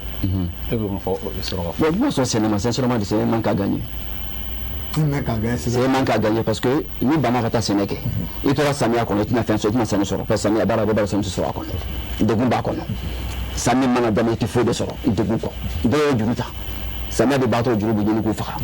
juru hali dumuni min don fɛn kɔnɔ samiya la o bɛ taa juru ta k'a dun di parce que u tɛ se ka baara kɛ samiya kɔnɔ o bɛɛ gɛlɛya b'a la mais a kɛra cogo min n y'a fɔ cogo min na parce que mɔgɔ caman bɔra déplacé la minnu ka dugu cira taayɔrɔ t'u la fɛn wɛrɛ t'u la u bɛ ɲɛ sɔrɔ damada de kɔnɔ taayɔrɔ wɛrɛ t'u la n'o dama banna baara banna o sigilen b'a kɔnɔ samiya u bɛ samiya tɔ kɛ tirikitɔrɔkɔ la n'o samiya banna u bɛ s'u ka baara daminɛ u yɛrɛ ye tuguni o bɛɛ b'a kɔnɔ quoi parce que a kɛra cogo cogo. mais moi je parle de sɔrɔ. voilà sɔrɔ b'a la sɔrɔ b'a la. sɔrɔ bɛ dama la. parce que n'i y'a ka kuma lamɛn surtout AOP nous et nous sommes 1 million de tantans nous sommes 2 millions. c'est plus que 2 millions de personnes. d'accord ok k'a bɛ nin bɛɛ bi i y'a fɔ ma mais ko a ka nin bila mais a ta bila c'est que i b'a sɔrɔ nafa bɛ yɔrɔ dɔ la i y'a fɔ ma o nafa nin. min yɛrɛ f'i ye sisan n'i y'a k'an bɛɛ tigɛ taa aventure la an bɛɛ bɛ yan an bɛ ka baara kɛ. o faamuyara. sɔrɔ de b'a kɔnɔ n'a sɔrɔ t'a kɔnɔ an bɛ taa o. mais à peu près combien quoi a bɛ se ka joli sɔrɔ comme ça. an tɛ se ka sɔrɔ an tɛ se ka dafa ka ban. parce que aujourd'hui. tellement il y a l'argent maintenant. parce que pour te dire il y a 19 nationalités qui sont ici. 17 astafurlah 17 nationalités qui sont ici. mun bi ka baara kɛ dama la mun ni Mali yɛrɛ tɛ kelen ye. 17 nationalité min bɛ Mali kɔnɔ min bɛ dama baara la mun ni Mali tɛ kelen ye. mais aw b'olu encadrer cogo di. parce que o de la sa an bɛ ka wuli ka jɔ kɛ sisan pour ka se ka an bolo ɲɔgɔn cɛ parce que n'i y'a jɛ 17 nationalité min bɛ yen o bɛ sanu san na o bɛ sanu feere la olu bɛ ka prix sigi n'i y'a jɛ kɛmɛ o kɛmɛ na. sanu fana bɔ wa. kɛmɛ o kɛmɛ na 80 de bɛ taa kɔ kan. sanu bɔ wa to sanu bɔ. n b'o de fɔ ɲɛna o kɛmɛ o kɛmɛ na 80 de bɛ taa kɔ kan Mali tɛ min sɔrɔ yɛrɛ. ah mais ça c'est une révélation ba ye. ni ko kuma fɔ parce que kɛmɛ o kɛmɛ 80 de bɛ taa kɔfɛ parce que minnu bɛna sanu san yan nɔ wari b'u kun sɔrɔ b'u la olu bɛ ka prix sigi i bɛ taa yɔrɔ bɛɛ i bɛna sɔrɔ bureau bɛ yen ni bureau jateminɛ i bɛ taa dugu misɛnnin misɛnnin i bɛ taa bureau ni bureau 20 bɛ yen i b'a sɔrɔ bureau 5 de Maliyɛn ta bureau 15 bɛ dunanw ta ye o de bɛ ka sɔrɔ prix sigi n'i y'a organisation Damako wuli an bɛ organisation fara ɲɔgɔn kan mun de pour que an ka se ka identifier ka bɔ n'i y'a jateminɛ jamana tɔw bɛɛ nana Damako kalan an de fɛ Mali la yan bɛɛ taara respecter a ka jamana na mais Mali ma se ka respecter pourquoi. Moi je me pose la question.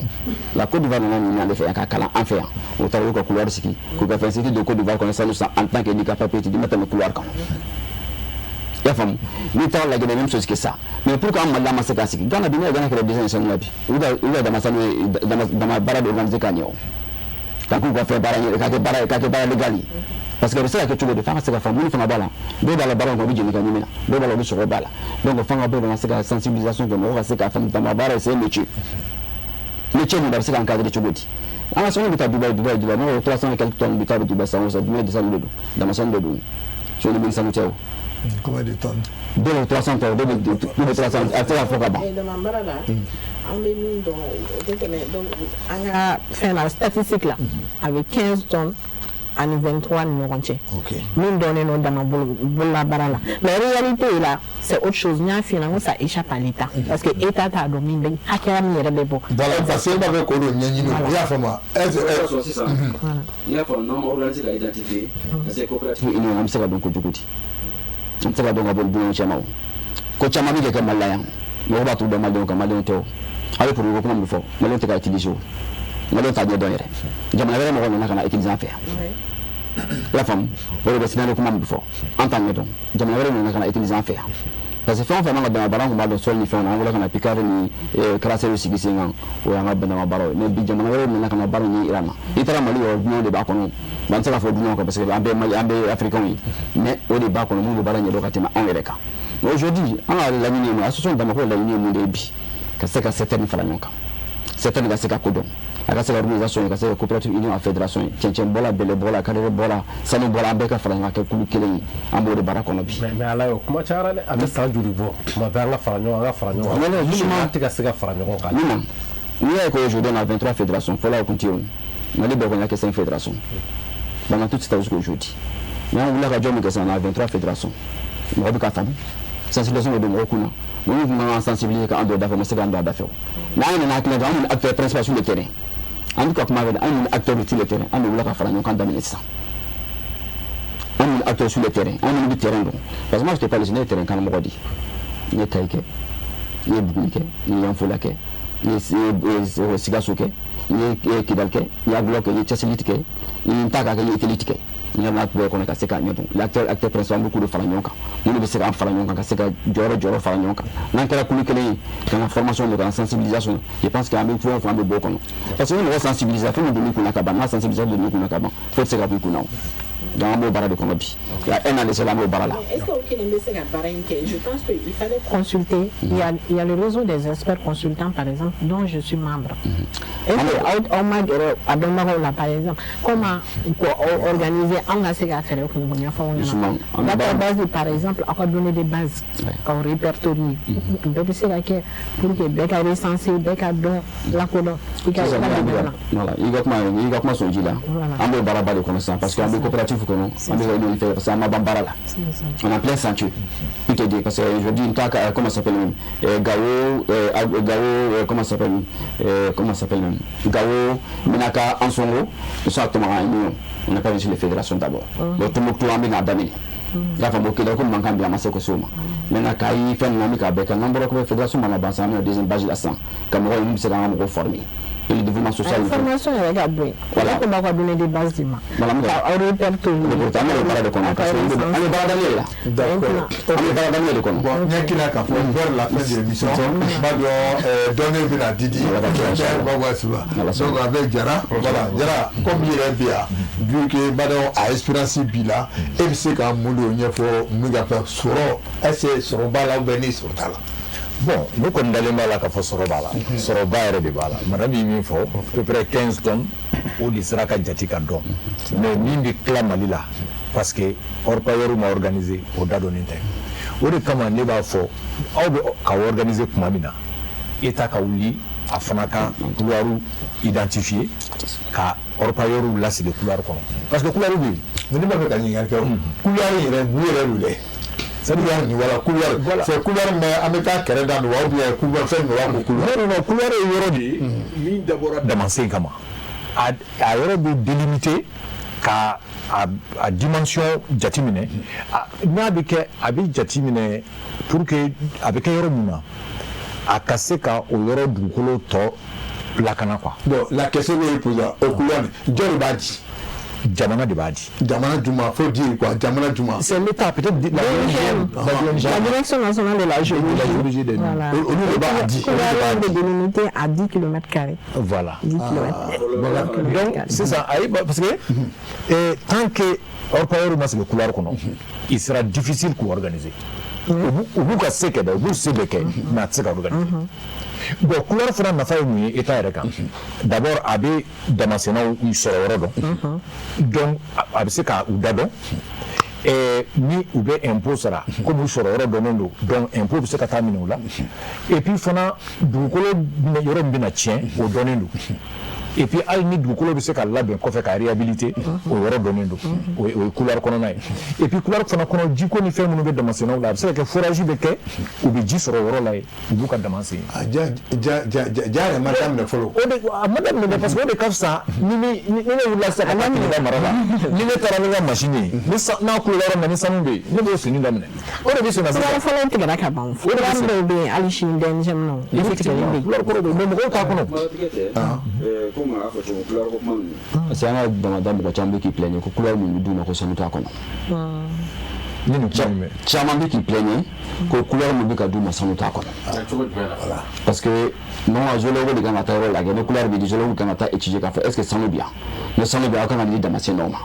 mais o bɛ taa yɔrɔ min di damascène ma damascène b'a signer jusqu'à cɔlɔ joli o tɛ sanu sɔrɔ a kɔnɔ. bon min y'a dɔɔni madame e tɛ se k'o répondre voilà parce que a bɛ kuma min fɔ o ye tiɲɛ parce que ni couleur bɛ di zone potentielle de kan ka rechercher et puis pas n'importe quelle zone bololabaara bɛ se ka kɛ zone min na a bɛ fɔ o ma ko formation primaire hors primaire quoi c'est-à-dire alluvion aw bɛ baara kɛ alluvion kan kosɛbɛ o ka nɔgɔn a sanu bɔ ka di et puis sanu sɔrɔ ka di yen nɔ dama baarakɛlaw terrain o terrain ka sanu bɔ yɔrɔ alluvion kan ka sɔrɔ yen bon maintenant an bɛ se k'o cartographie k'o tigɛ o ka kɛ couleur ye fɛnɛ u bɛ d'u ma u bɛ a kɛra cogo cogo u bɛ sanu sɔrɔ o la quoi est ce que i y'a faamu o de il m'a compris donc monsieur docteur voilà parce que état na an b'a fɛ ka fɛn produit chimique fana tɛ dɛ u bɛ sanu sɔrɔ produit chimique non c'est pas un produit chimique d'accord ok docteur an bɛ ɲininkali min tɛngu e fana la o ye par exemple sa i y'i da don a ko kɔlɔlɔ la i ye exemple ta dugu dɔ kan k'u bɛ ka dugu fan bɛɛ sen e yɛrɛ bolo sa damascène jɔlen pour que ka se ka a zone ninnu segin a nɔ la ka réhabiliter k'a segin a nɔ la ka ɲɛ e yɛrɛ bolo fɛɛrɛ jumɛn kan ka kɛ. Gɛlɛya min bɛ environnement kan bi damascène na o bɛ nin yɔrɔ in de minnu bɛ dingɛ sen n'u ye sanu sɔrɔ i b'a kalama k'u tɛ si dugu la. cogo jumɛn o tɛ si o don dɔ bɛ boli non sanu falen na wari sɔrɔla a kɛra poche kɔnɔ moto kura sanna u yɛlɛnna sanfɛ u taar'u ka so. Bakari ne m'o yɔrɔ faamu dɛ. an nana an ye dingɛ sen sanu sɔrɔla wari mana sɔrɔ bi moto kura bɛ san bi fini kura bɛ san samara kura bɛ san an bɛ saki dan kɔ la an bɛ su boli ka taa hali ni kilo 200 don kilo 500 don an bɛ taa an ka denbaya la warimugu b'an bolo dingɛ sen aw minnu ka dugu kɔnɔ aw kungo de b'aw bolo. voilà i y'a faamu sisan o kɔrɔ ko hali ka bɔ k'i jɔ an bɛna datugu bɛɛ ka kɛ o tɛ yen. o tan tɛ yen dɛ. si on parle pas ce soir là vraiment o tan t'u bolo sanu kɔni sɔrɔ la dɔrɔn ale o tɛmɛna n'u sen 2 ye ɔ e min y'a wari yɔrɔ si ka wari sɔrɔ a la e taara jɔn bɛna datugu. ala nin b'a don kan dɛ a ka baara nin ye yɔrɔ maire tɛna datugu dugutigi tɛna datugu tɔnboloma o tɛna datugu donc o de la n'i taara damadingɛ i b'a dayɛlɛn sɔrɔ fan bɛɛ fɛ. damadingɛw bɛ yen o ye kasara ye an bɛ ɲinɛ min ko dibi dun b'a yɔrɔ la dibi b'a yɔrɔ la a dɔw la yiriw bɛ yen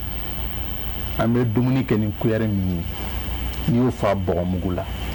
fɛn ɲɛnama min b'o la i b'a kalama ko hadamaden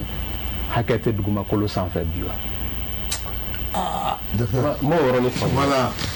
an bɛ dumuni kɛ ni kuyɛri min ye n'i y'o fa bɔgɔmugu la il y a ce qu'on appelle les micro-organismes fɛn minnu bɛ yen n'u tɛ se ka ye ɲɛkisɛ la f'i ka don tubabu ka mansin na o miliyari 10 de bɛ o kɔnɔna na. o bɔgɔ in kɔnɔna na o bɔgɔ min kuyɛri ɲɛ kelen il y a 10 000 milliards il y a 10 milliards de micro-organismes dans une cuillerée de café. mais docteur a b'an fɛ yan wa. an bɛ serifila min na yan nɔ n'i ye bɔgɔmugu min ta o b'o la donc ne yɛrɛ tunna bɛɛ tunna nin yɛrɛ kɔnɔ. non kayiri la b'a la kayiri la n'i ye damadingɛ sen o e bɛ pelu min ta ne ko fɛn ɲɛnama miliyari joli de b'o la. n'i y'o multiplier kuyɛri hakɛ la n'olu tɛ dugukolo la dugukolo tɛ nafa don yaasa an ka se ka sɛnɛ k'a sanfɛ. a ma fɔ ko ji tɛ kumu gansan dugukolo fana tɛ nafa don gansan donc damascènaw u b'olu caman de fa o bɛ kɛ sababu ye dugukolo a bɛ lafo ka taa fɛ hali n'i ye dugukolo datugu sini n'i ko k'i bɛ sɛnɛ k'a sanfɛ a dɔw la f'i ka san 10 san 20 kɛ n'o tɛ sɛnɛ tɛ se ka k'a sanfɛ o yɔrɔnin kelen na donc nin bɛɛ ye degun ye min ni k'a dɔn ala ye ninnu ka tɔn ani an minnu ye kalan kɛ n'a bɛ tali kɛ environnement ko kan an ka bɔfɛ ladonni n'an ka kan k'an tɛgɛ di ɲɔgɔn ma ka ɲɛfɔli kɛ an ka dama baaralaw ye o bɔra ka couloir ko min fɔ ni couloir kɛra sabula n'i ko dɔw ma ko étude d'impact environnemental et social ko kɔrɔ kan ka dama baara k'a ti bɔ o ma fɔ dɛ anw bɛ taa jateminɛ kɛ kilomètre 10 carré min fɔra n'aw ye dama si a kɔnɔ aw bɛ nafa jumɛn sɔrɔ a la aw bɛ kɔlɔlɔ jumɛn sɔrɔ a la aw baarakɛlaw fɔlɔ a bɛ degun ni nafa jumɛn lase sigida ma sabula n da ma se yɔrɔ min ma ne taara kɛɲɛba dugu dɔ la cɛkɔrɔba ko fa ka muso furu sa ka sɔrɔ i b'a kalama denmuso de sera furu ye ka sababu damasennaw nana ani sanu baara la u nana ni taabolo kuraw ye sigida la cɛkɔrɔba ma jɛn ni min ye ni i denmuso bɛ taa cɛ la fa de bi i denmuso n'a cɛ bɛ da dilan min kan fa de b'o wari bɔ u ka finiw bɛ bila armoire min kɔnɔ ba de b'o wari bɔ cɛkɔrɔba ko k'ale fa ma kɛ a mɔkɛ ma kɛ k'a ti kɛ a kɛra balaw ye fo ka taa dugutigi fɛ yen donc o yɛlɛmɛ minnu bɛ na an ka sigida la ni o bɛ damasennaw la parce que ale bɔra ka fɔ sa jamana 17 de bɛ Mali la donc bɛɛ bɛna n'u ka dugu jogo ye voilà bɛɛ bɛna n'i ka dugu jogo ye bon damanda la mɔgɔ ti mɔgɔ ka sariya kɔnɔ hali kunna an bɔra damanda dɔ la u tun bɛ ka dɔ minɛ tilegan fɛ a y'i min k'i bɔ a taabolo bɛɛ kan i b'a sɔrɔ a somɔgɔ tɛ yen f'a ye fili bila ɔ ni den min ye o ye min tɛ fɛn kalama a bɛ kɛ dɔw hakili la ko gulɔ min fana de ka ɲi o fana bɛ se ka don gulɔ min na ten k'a sɔrɔ a tigi n'a b'a yɛrɛ ka du kɔnɔ a tɛ kun a la k'a bɛ gulɔ min donc nin bɛɛ ye fɛn ye fɛn min n'anw bɛ nin bɛɛ jateminɛ couloir kelen kɔnɔna na aw bɛ se ka mun kɛ yaasa aw ka hadamadenya ka se ka don da la ɔ n'aw ye dama baara kɛ dama wari mana sɔrɔ an bɛ se ka baara dɔw ɲɛfɔ an ka rapport ninnu kɔnɔna na aw bɛ se ka baara minnu kɛ yaasa dama wari ka se k'aw nafa donc ka yira k'a fɔ ni couloir ko in kɛra a bɛ anw dɛmɛ a bɛ état dɛmɛ nka a bɛ dama baaralaw fɔlɔ de dɛmɛ n'i y'a ye minnu bɛ tɔnɔ sɔrɔ u ka fɛn na min tɛ dayɛlɛ n'aw ma taa jateminɛ kɛ anw bɛ taa étude d'impact environnemental et social kɛ n'aw tilala aw bɛ yɔrɔ datugu cogoya min u bɛ ɲɛfɔ aw ka kan ka baaraw kɛ cogoya min aw ka kan ka ɲama fɛn fɛn bɛ kɛ cogoya min na nin bɛɛ bɛ sɛbɛn rapport kɔnɔ k'a di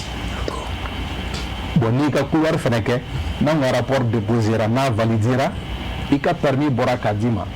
maa wɛrɛ tɛ se ka n'a b'i kan o ye fɛn ye fɛn min i k'a dɔn n'a jɔyɔrɔ ka bon damabaaralaw ka ɲɛtaa la ni olu bɛ tɔnɔ sɔrɔ ka ɲɛ mairies bɛ tɔnɔ sɔrɔ dugulamɔgɔw bɛ tɔnɔ sɔrɔ état yɛrɛ bɛ tɔnɔ sɔrɔ n'o kɛra jamana bɛ se ka bɔ nɔgɔ la. Ok, donc comment faut-il je suis sans aller et à fond. Vas-y avec la question. On va passer en tant que géologue, voilà. Voilà, mais ɲininkali min ɲɛsin ale fana ma tuguni hali bi Salman ta ni dama bɔla ɲɛ o ɲininkali kelen de fɛn ale fana la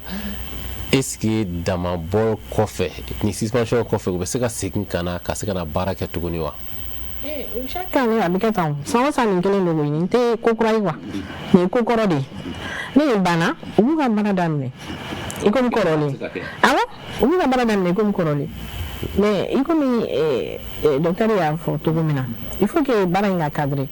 i n'a fɔ couloir kɔrɔ minnu bɛ yen yɛrɛ o tun ye 10 km carrés ne bɛ min par exemple ne ye réflexion dɔw kɛ dama kan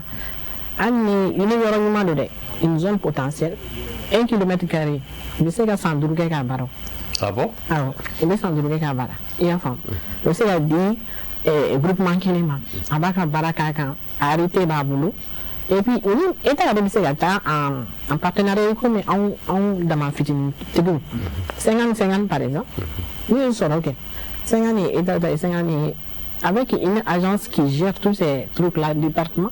avec tous les réseaux environnementaux, les départements environnementaux, eaux et forêts, et puis le bureau d'expertise qui donne un plan d'exploitation.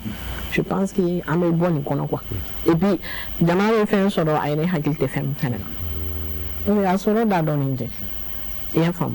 Mais on va du bout ni gisement qui est mais à Jayana, gisement, l'une de reproduction qui est terminée. Ni gisement qui est à Bouyani, batté 2 km carrés. Malikonayan, statistique là, il y a femme. Au lieu de tonnes de bois, il y a 2 pans. exploitation togoya la quoi comme les mécaniques industriels fɛnɛ don a bɛ jigin ko duguma ni souterrain bɛɛ bɛ bɔ a la est ce que y'a faamu bon bonya tɛ sanuko ye i n'a fɔ dugukolo ka bonya dugukolo sɔrɔ tɛ dugukolo bonya ye quoi mais dugukolo sɔrɔ bɛ yɔrɔ fitinin de la wa a yɔrɔ yɛrɛ a ma espace man bon a bɛ se ka kɛ hali 200 mètres carrés bɛ sanu tonnes dɔɔni b'a la bɔ.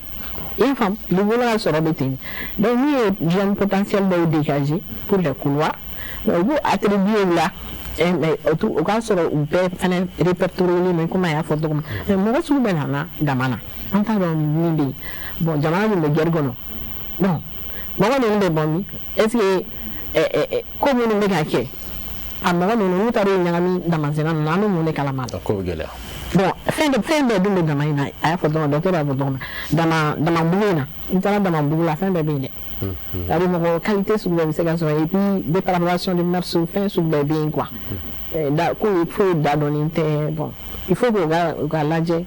dynamique de l'élan, monsieur, allez, à l'adjet pour que vous assaini, qu'on ait voici que baraki hacker kono ani dami kono ani fen chama kono mais da yoro do fo ni daman datugu baliali ko kan datugu azeni de ngasi na don fo de ngasi datugu ni aya photo na parce que ali exploitation na ali sam dama bilbil bawla environnementaliste wa jatela do wolo cheni de do ni do wolo cheni fi la kala haglandi ni cheni ala glan azeni ya datugu to bala et bien da tout la fait mon kan ka la fait no be nyafia ibo de ke bo fele ko fait projet de se gasigal sans fait au be nyafo parce que ide min ban ndai ka so mo nyafo quoi il y a un plan d'ouverture de la nuit une dernière o jate donné no a datu bi fele o jate donné no spécialiste bo fina bon avec dama fele fele kan ka de dama be dele nous claro ka datu ba be ke chogo mina o mo mo ka don la o ya yere kan na fay quoi o te jamana yere kan na fay parce que on laisse cette terre-là pour nos arrière-enfants, c'est-à-dire encore des nous voulons le temps encore des quoi. Donc on est là, on là, on a double sous bien sur finalement. Nama glanganya, nama la vinganya, il y aura mano. Non, on est barake. Voilà, ne pas faire comment il rentre d'afa. Et il y a une galimike. Damansena betna seka demande d'amener n'auront fait Samia Manaba parce que du coup quelque chose qui est. Du coup d'obija Jona donné. Donc normalement ni Samia Banata Damasena quand le Mogoni il n'a voyé un géotechnicien ni de Goukolo don. Il y a les hommes se canissent ni d'amener c'est ça. Il y a eu l'état don.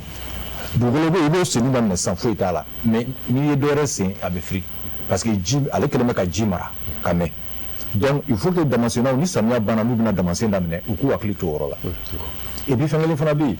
Damasena vraiment a folie ka gelen mais Congolais yelama film au tabaka kacha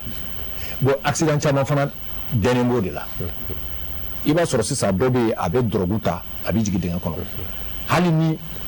risque bay ou bien ni mo ya fa na risque bay ou bien si ça ambe samia la ji sans na li damine abi denga kono car ça bo mo ko kuma ele na le no atibo donc jibi na foka dama fera da la atibo. OK on va profiter pour te dire maintenant comment de RMA quel conseil hein tu peux donner maintenant pour que nous beseka am seka faire beseka sur tout mona comme solution. Bon ne akla emi o ye couloir ko e folo Damasena o yera ku organiser mais état ka dija DNGM ka dija ka couloiru dla ni couloir koro mun be ni sanute mun na olu ka toyi couloir wore ka ke wa so géologue tara estimé ka don sanu be an o ka ke folo u yoro ka don ni yoro dona ko chamando o se ko bo la quoi ali état bi se ka ke ni couloir identifier assistant technicien do kata a dugukolo chuba laje o bi se ka Damasena o ladi attention ni couloir kono atseka dengen fo ka se ni hauteur là ou bien atseka singata ni chuko ina donc o bebe don o bi dobo accident là bon o bi dobo fana kololo munu be Damasena fambe fait parce que Damasena flani abi jitien abi yiritike parce que vous avez yiri tiko buka gaujo ou yiri tiko bado ou ka dingo kono donc abi ou be nogo ni ou yoro ni nogo yoro be sigi yoro mina ba soro finalement ou tenye genjo donc vraiment ou be baraka yoro mina akachala yoro yi a samya bi tien Donc il faut que Damascena ou ka sensibiliser ou ka éduquer même dans ça car donc à fo bara ni be barake i ka ke sharia do kono mais ka ke jeliya kono i ka farati jatimine e ba minimba wala yoro département de wako safety te doro c'est la sécurité au travail ko ni be barake ki jantu yere la i ka se ka barake ka kla ki ka moya to ke kasro i make lujura bato bon o kala ni fɛnw bɛɛ kan ka kɛ Damascena de voilà donc ne yɛrɛ fɛ état kan ka niyɔrɔ fa u yɛrɛ bɛ baara min na an bi ala deli ala k'u dɛmɛ a la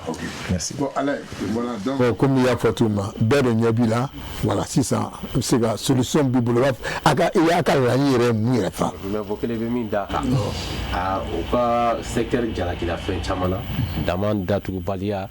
ani ɲɛnaminimafɛnw tali donc ani fɛn wɛrɛ minnu bɛ kɛ min te adamadenya yɛrɛ tagabolo kɔnɔna na ladilikan min fɛnɛ b'i bolo o la ka ɲɛsi surtout aw de y'u ka ɲɛmɔgɔ ye ka ɲɛsi dama baarakɛla tɔw ma. Merci beaucoup, merci. Effectivement, kuma mun fɔra ne yɛrɛ fara adamaden na ma fara ɲɔgɔn kan ma organiser a ka gɛlɛn baara kɔnɔ minnu kan ka organiser o ye ala bila an yɛrɛ ma parce que adamaden n'i ma kalan n'i donna baara n'i ma kalan parce que n y'a fɔ mo hali n'i y'a don école la i b'a ye i ka yɛlɛ de o pour que se ka ko caman faamu dama baara bɛɛ bɛ n'a kɔnɔ an y'a fɔ cogo min na comment ça s'appelle nationalité minnu b'a nationalité 17 b'a kɔnɔ comme i y'a fɔ cogo min na mɔgɔ fasugu bɛɛ b'a kɔnɔ mais an bɛ se ka don parce que jamana tɔ bɛɛ la i bɛ taa jamana yɛrɛ se ka dama baara en tant que e ma don couloir kɔnɔ ou e ma don comment ça s'appelle comptoir kɔnɔ jamana tɔ kɔ i ka se ka ko dɔn n'i ye dunan ye ɲinina i bɛ identifier de e dun yɛrɛ mali o t'an fɛ yan parce que pourquoi an ma organiser jɔn kan ka organiser jɔn kan k'an bilasira ngal gele mais ne bɛ ɲininka o jɔn kan k'a bilasira mɔgɔ mun kan k'an bilasira o kun ye samedi mini ye ok voilà olu kun y'an ka maître olu kan k'an kalan k'an bilasira an donna baara nin kɔnɔ an bɛɛ donna baara in kɔnɔ ten o tulo b'i la o i y'a faamu mais maintenant sisan n'an fana nana sigi sisan an acteur min an sɛgɛnna an tɔgɔ la an ɲanina parce que dama baarakɛla sɛgɛn ni diɲɛ mɔgɔ bɛɛ ye an maliyɛn denw de ye an nana fɛn an fɛn b'an ka dugukolo dɔn an fa dugukolo de kan komi a y'a fɔ cogo min na mɔgɔ caman nana ka permis ni fɛnw ɲini k'a d'a ma mais an tɛ permis sigi cogo dɔn an tɛ permis sɔrɔ cogo dɔn mɔgɔw kan k'an bilasira o ye maire ye maire fana tɛ k'an bilasira parce que maire kan ka couloir ɲini k'a d'an ma maire caman bɛ yen minnu fana kalannen tɛ o tɛ koya sɔrɔ cogo yɛrɛ ɲɛ dɔn et toutes ces difficultés kɔnɔ o la an hakili sigi an minnu ye fɛn an hakili sigi ka jakabɔ kɛ an ka ɲɛmɔgɔba ye mun fɔ an ɲɛna bon an nana réunion kɛ bon an ka fɛn dɔ créer hakilina dɔ fara ɲɔgɔn kan an ka se o de hakilina na association dama ko k'an yɛrɛ dugukolo baara nafa bɔ la fɛn o fɛn bɛ nafa sɔrɔ dugukolo kan an ka fara ɲɔgɔn fɛ jɛkulu ye sɛbɛnko dɔrɔn tɛ cɛncɛnbɔlɔ bɛ yen bɛlɛbɔlɔ bɛ yen kariyɛribɔlɔ bɛ yen fɛn caman minnu nafa dugukolo nafa sɔrɔ mais an bɛ nin secteur min kɔnɔ bon an secteur bɛ kan ka ɲɔgɔn sɔrɔ yɔrɔ jumɛn o samedi mini kelen de ye bon an bɛɛ bilalen b'a yɛrɛ ma il est temps maintenant komi hakilina kura nana comment ça s'appelle yɛlɛma kura hakilina kura nana k'o kɔnɔ fondation nana k'o kɔnɔ an fara ɲɔgɔn kan kɛ jɛkulu ye n ka préfet n ka président fo nin ko in na fasolima kɛta di bɛma national a k'a ma bon komi aw ye acteur ye aw bɛ terrain dɔn an acteur de farala ɲɔgɔn kan ka se ka association dama ko créer donc an y'a créer sisan nin y'a san kelen ye parce que samedi min kɔrɔ o bɔra yen collège mɔgɔw nana olu ma an rencontré an tun ɲɔgɔn dɔn o t'an dɔn an t'u dɔn bon an ma ko dɔn i y'a faamu an mun ye acteur ye an ma ko dɔn mɔgɔ de b'an sɔrɔ mun sɔrɔ ko an de olu y'an ɲɛmɔgɔ ye mais on se retrouve pas dedans parce que difficulté m'an bolo duguma degun m'an bolo duguma an de b'a dɔn an mun secteur acteur ye donc le temps maintenant mun acteur an ka olu ka fara ɲɔgɔn kan kɛ k'an tɛgɛ di ɲɔgɔn ma an fana ka se ka ko dɔn o y'a bilasirali mun kɛ ko bon an ka taa coopérative a union a fédération na o de sɔrɔ an wulila pour que an ka se ka identifier jamana ka se k'a dɔn k'a fɔ an fana bɛ yen an fana jɛkulu ye donc an o de ka sɔrɔ an wulila ka coopérative union de fédération na bi an bɛ wuli ka jɔ mana bi à 7 mois 8 mois de ça 23 fédération comme je viens de te dire parce que an bɛ santé belebele de kan yɔrɔ caman n'an bɔra o kan sisan an bɛ gɛlɛya parlementaires la ani géologue ni fɛnw na o bɛ se ka bilasira cogo di an bɛ se ka baara kɛ nafa sɔrɔ dugukolo kan cogo di an bɛ se ka dugukolo protéger cogo di a y'a fɔ cogo min na ni sanu sɔrɔla i bɛ ka se ka i bɛ taa i ma ko dɔn mais n'i bɛ tɔn kɔnɔ i bɛ coopérative kɔnɔ i bɛ ɲɔgɔn fédération kɔnɔ n'i ye sanu sɔrɔ i tɛ se ka boli ka taa o coopérative b'a niyɔrɔ bɔ o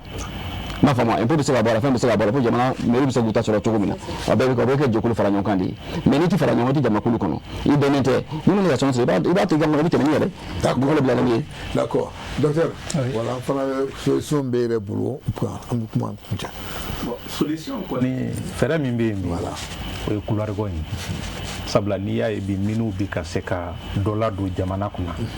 o y'a ye i k'a dɔn o bɛ ka baara kɛ hukumu kɔnɔ min n'u la kodɔnnen don ka wuli yɛrɛ ma ten ka taa dingɛ sen ten ka wari ɲini ten ka taa i ka so ten o ka bɔ a la ari yɛrɛ wolodugu mɔdugu n'a ma ɲɛ k'i bɛ sanu ɲini dama baara o k'a sɔrɔ i bɛ tɔn dɔ la aw ka taa baara kɛ couloir kɔnɔ aw bɛ nafa sɔrɔ aw ka mairie b'a ta sɔrɔ jamana b'a ta sɔrɔ bon o fɛnɛ dɔ kɔnɔna na i ka dɔn bonya ni karama bi i bɛ baara o baara la n'i ma lakodɔn a la a bɛ komi ni ka sɔrɔ i b'a la ten ka sɔrɔ o fɛn tɛ donc ni o bɔra yen ni couloir ko sigira sen kan min ye environnement ko ye o bɛ se ka na ka da o kan sabula couloir mana kɛ i tɛ se ka baara k'a kɔnɔ ni jateminɛ ma kɛ o yɔrɔ la donc géologue nin yɔrɔ la an bɛ welewelema da bila an ka jamana ɲɛmɔgɔw ye u ka couloir ko ye u k'a don ba la ni couloir ko donna ba la bi an bɛ kuma min na a yɛrɛ ma se o ka kɛ décision bɛ ta bɛɛ b'a fɔ i ka union ye i ka coopérative ani ka association mɔgɔw ye ni hakilina in bɔra sanfɛ k'o ka dama baara sonsori a kuma banna ni y'an bɛ kuma caman na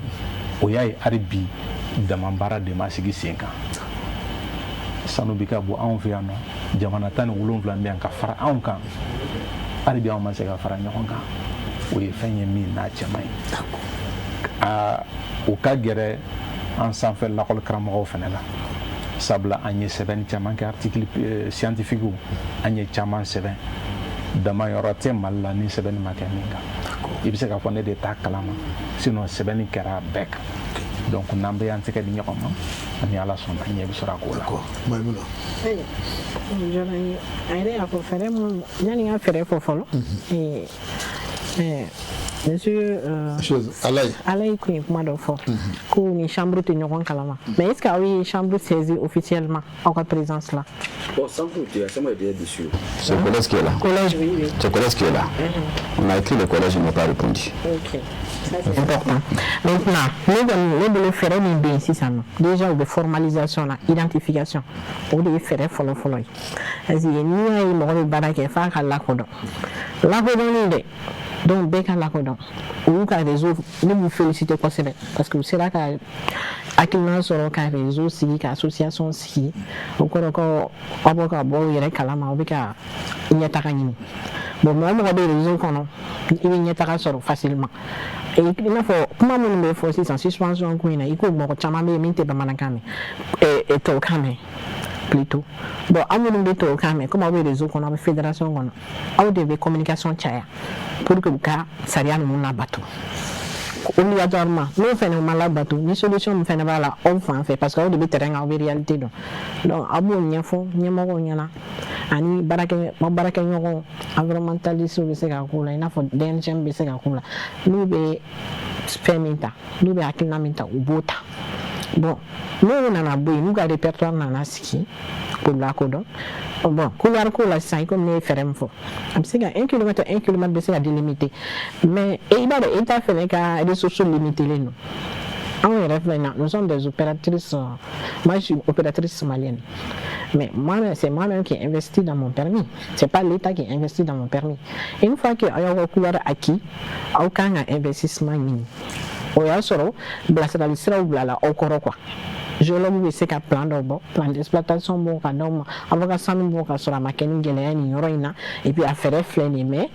aw de bɛ wari don pour que o étude in fɛnɛ ka kɛ i ka n'i sigi ko État ka nin kɛ État tɛna se ka bɛɛ kɛ État kɔni dan ye ka couloir tigɛ ka d'aw ma ye mais aw yɛrɛ b'a ka couloir étude kɛ ka fɛɛrɛ bɔ k'aw ka sɔrɔ sira bɔ maintenant ni État ko ko min ale bɛna min ta a la i n'a fɔ sali taxi la aw b'o fɛnɛ di État ma.